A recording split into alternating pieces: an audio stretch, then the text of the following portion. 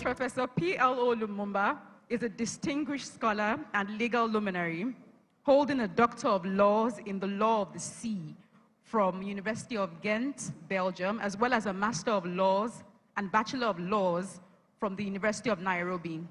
He has received Honorary Doctor of Letters degrees from the University of Cape Coast, Ghana, and a Doctor of Science degree from Bells University of Technology here in Nigeria. With a rich background in human rights, humanitarian law, and international humanitarian law, Professor Lumumba has served as an advocate in the High Courts of Kenya and Tanganyika and is a certified mediator. His influence extends beyond the legal realm. Welcome, Professor Lumumba. Thank you. Thank you very much. Thank you. You may resume your seats. I'm a great opponent of lengthy introductions. Let me start by thanking the pastor and his wife, and also appreciating listen to our presentations. Without you, we would be talking to ourselves. There is a sense in which much has been said. If it is the history of the continent, slavery that has been mentioned, if it is colonization that has been spoken to, if it is neo-colonization that has been spoken to, if it is in describing the continent of Africa as having been divided so very arbitrarily in Berlin in 1884 and 1885, that has been spoken to. And we have been told so very correctly how that continues to bedevil the continent of Africa and to undermine our attempts at unity.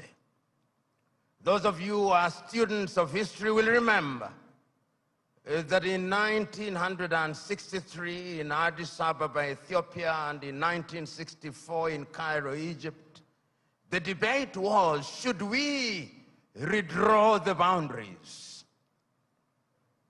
It was agreed by the founding fathers then that that would be an exercise in fueling conflict, and that if we were moving towards unity, then redrawing boundaries was unnecessary. The OAU was, of course, founded in 1963, a weak organization which, as it were, introduced the concept of inviolability of boundaries and placed emphasis on sovereignty.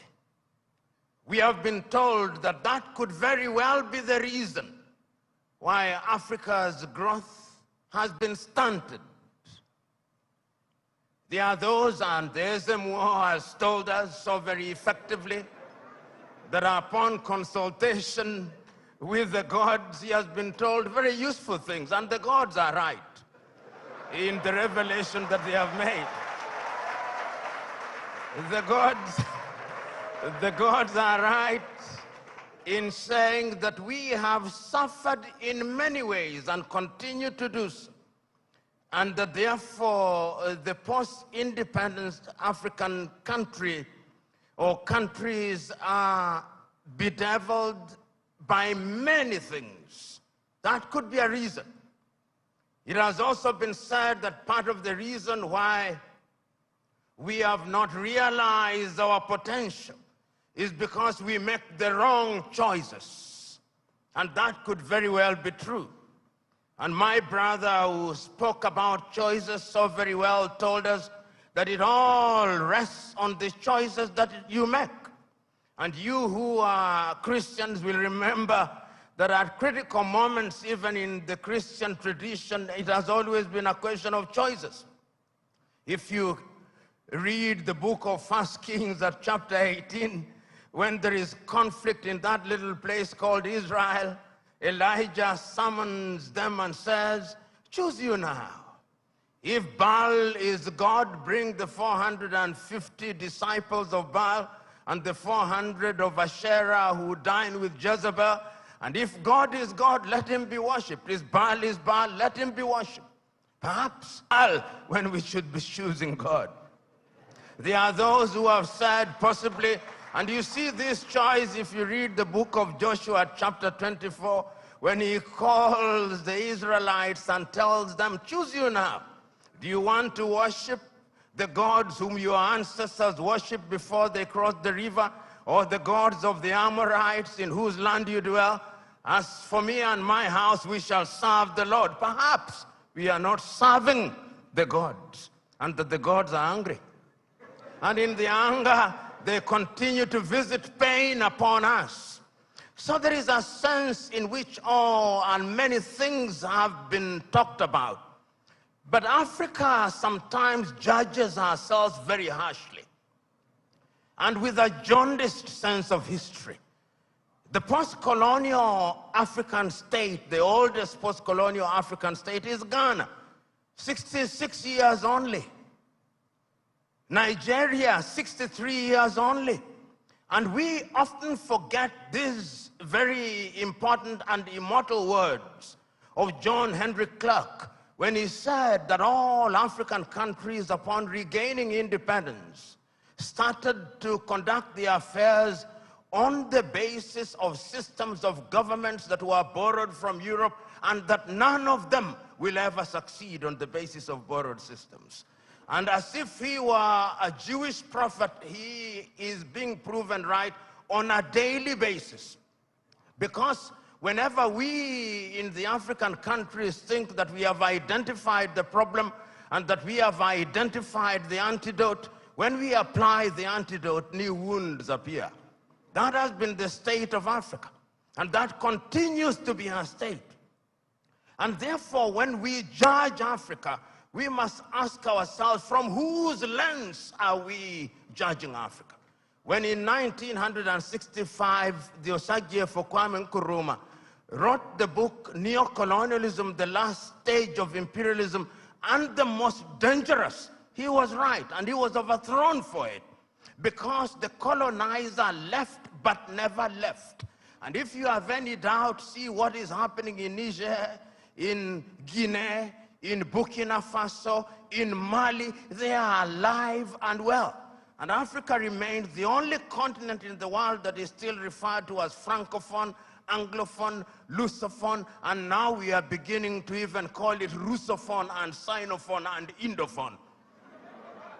There is a sense in which we must never forget this, so that when we are judging Africa, we ought to judge her on the basis and upon the realization that the headwinds that stand on our path are numerous, and that there is no shortage of fifth columnists within our ranks. The SMO spoke, and if the SMO were put the things that held us together, and we can no longer reason as one, and he said, we may have sent the white man away, so Africa can and will arise. And if you look at the continent of Africa, she has always been conscious of the need to do right things. And if you look at the continent since 1963, and I can remember this so very vividly, I can remember Kwame Nkrumah in 1957 on the 6th of March saying, the freedom of Ghana means nothing if the rest of Africa is not free. He says the same thing in 1958. He repeats the same thing in 1960 in Casablanca, Morocco. He repeats it again on 25th of May, 1963 in Addis Ababa, Ethiopia, where he tells the 32 heads of states gathered there, we must live here with one army. We must live here with one currency. We must live here with one foreign policy coordinated. And I even suggest that we can have a capital, and I suggest Bangui in Central African Republic because it is the most central. But we listen to him not. After that, of course, We have had our gains. Under the aegis of the OAU, Africa was able to eliminate apartheid South Africa. Under the aegis of the OAU, Africa was able to chase away the Portuguese in Cabo Verde, in Angola, in Mozambique, in Guinea-Bissau. Under the aegis of the OAU, Africa was able to chase away the apartheid regime in what is now Namibia and the Ian Smith regime in what is now Zimbabwe. Let us not judge ourselves too harshly. We have made our mistakes, but sometimes it is proper, as my sister said, that we see half full glass rather than half empty. We must not debilitate ourselves by constantly bashing ourselves and looking at Africa from jaundiced eyes from Europe and America. And I'm suggesting to you, we have and will continue to make our mistakes. Look at Africa and the decision that she has made for ourselves over the years. As early as 1980, Africans sitting here in Lagos, Nigeria, came up with the Lagos Plan of Action. And the Lagos Plan of Action told Africa, in order for Africa to realize our potential, we must trade amongst ourselves. But the neo-colonizer was not resting. A little earlier, 5 years earlier, the neo-colonizers had sat down in Lomé, in Togo, not too far from here, and came up with an agreement of African and European and Pacific countries. And when that did not work, they sat again in Cotonou, here in Benin, and came up with the Cotonou Agreement. They are never resting. We must never forget that. The neo-colonialists are alive and well, and is always trying to frustrate what we do, because Africa is their hunting ground. And we did not stop there. When we are doing things, you tell me what Africa has not tried to do. In terms of the airspace, we agreed in Yamoussoukro, in La Côte d'Ivoire, that we will open our airspaces in 1988. We sat in Abuja, here in Nigeria, in 2001 and said we were going to spend not less than 15% of our budget in the health sector. We sat in Malabo, Equatorial Guinea in 2014 and said we were going to focus on agriculture. We sat down in Maputo in 2013 and said we were going to ensure that our women were mainstreamed in the activities of Africa. We sat down in Abuja in 2014 and said we were going to have free movement of people, and once again sat down in Kigali, Rwanda 2018 and said we were going to eliminate visas. We sat down in Abuja and said that we were going to silence the guns in 2013. We did not. And we sat down in 2020 and said we were going to silence them. And now the guns are alive and well. And who are supplying us with the weapons? It is not us. It is others.